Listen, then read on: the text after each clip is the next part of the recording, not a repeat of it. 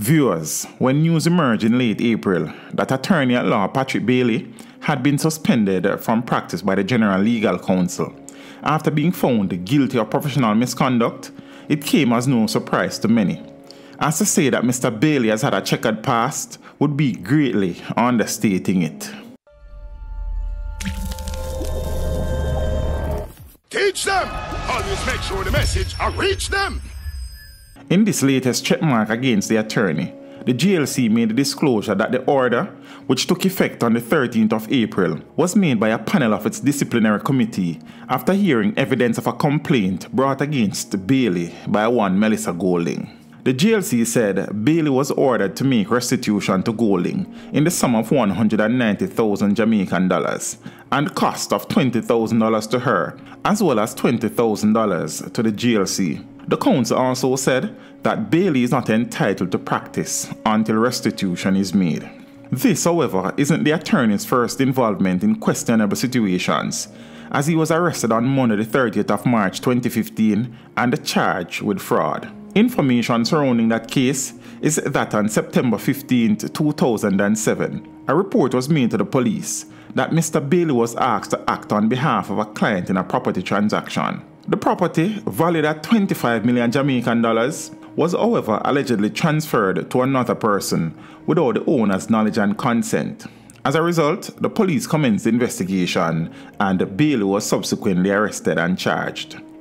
Bailey went on a trial for fraud in 2017 after he was accused of defrauding St. Catherine businessman and land developer Stafford Dixon in a land deal.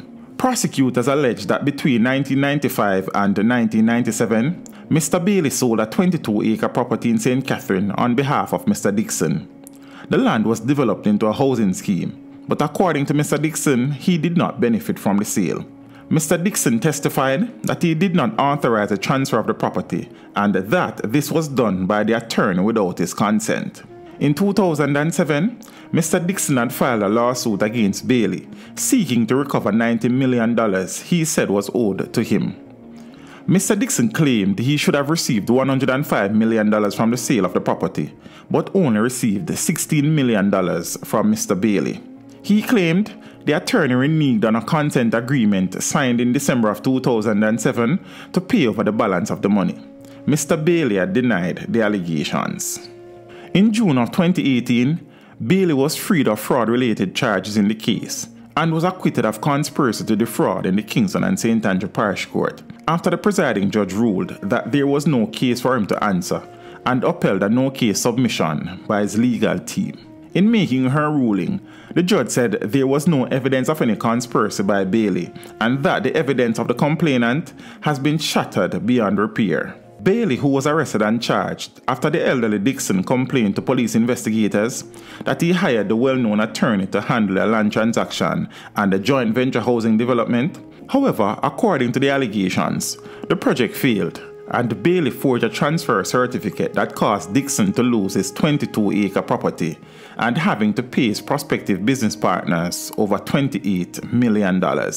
After being acquitted, Mr. Bailey then filed a lawsuit seeking millions in damages against 4 defendants, including the government. The defendants were real estate agent Stafford Dixon, who was a complainant in the case against him, head of the fraud squad Superintendent Anthony McLaughlin, Clerk of Court Shanna Ormsby, and the Attorney General. Bailey explained that the Clerk of Courts was sued for misfeasance because of the way the case was handled and suggested that the clerk did not seek guidance from the Office of the Director of Public Prosecutions. Bailey was seeking damages against all the defendants for malicious prosecution, as well as special damages of $2.5 million.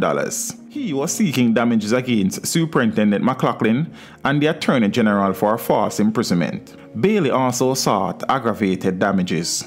It was Bailey's contention that from the time he was arrested and charged to the time of his acquittal, he suffered anxiety, mental and emotional distress, sleep disturbance, loss of appetite, social withdrawal, demotivation, and demoralization.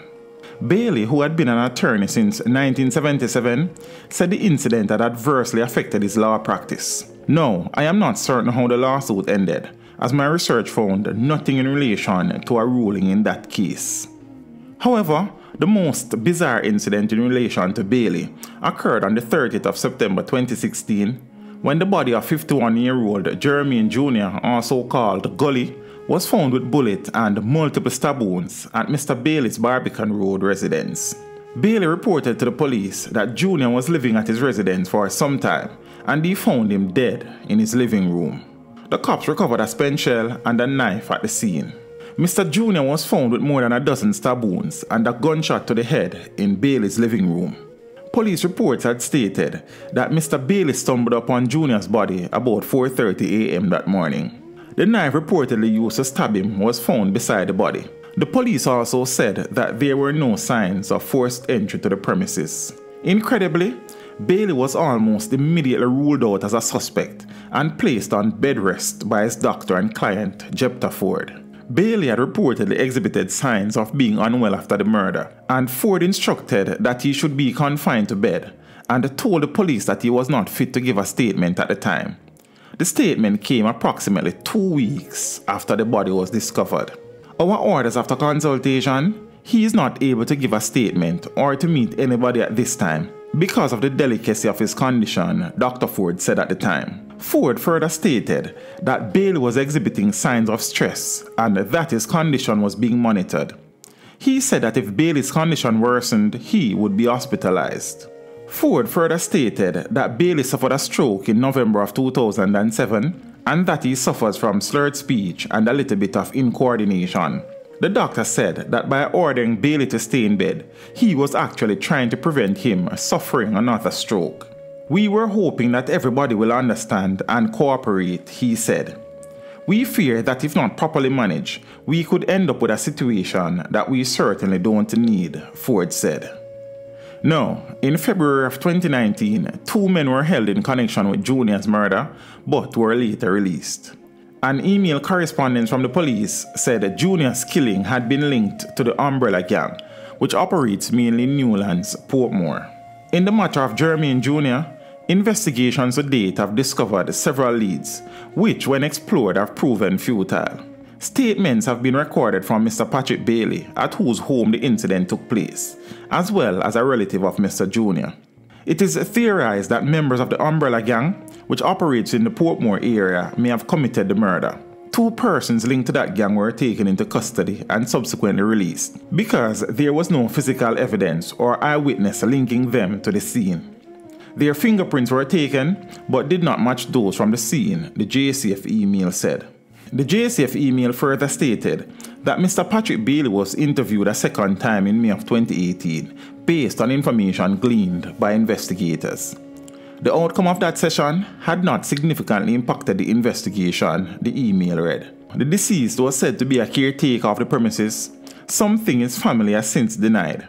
Now, a relative of the deceased man told the Jamaica Observer in 2017 that Bailey and Jr. became close after the attorney represented Jr. in a court matter more than 20 years ago.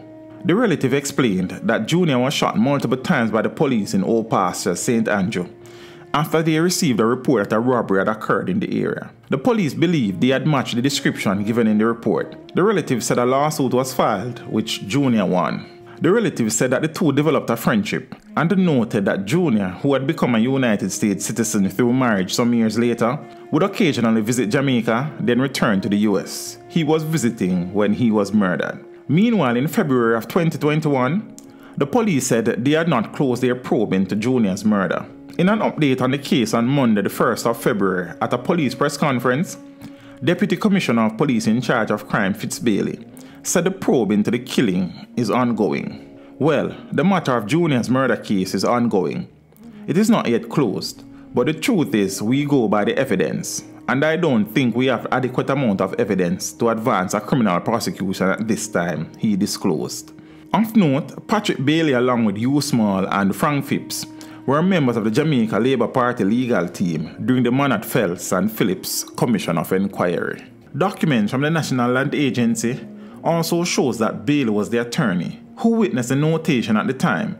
The property on which Prime Minister Andrew Holness's house is built was being transferred from a previous owner to a St. Lucia-based company named Admat Incorporated. The NLA documents show that the notation was made in 2011 when Holness was a member of the Jamaican government. Teach them! Hey, yo, hello! Send the message and make it reach them. It's teach them. Right here, Warlord representing.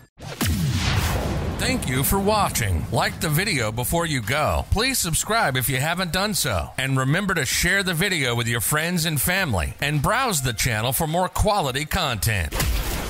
Until next time, walk good, my friends. Teach them!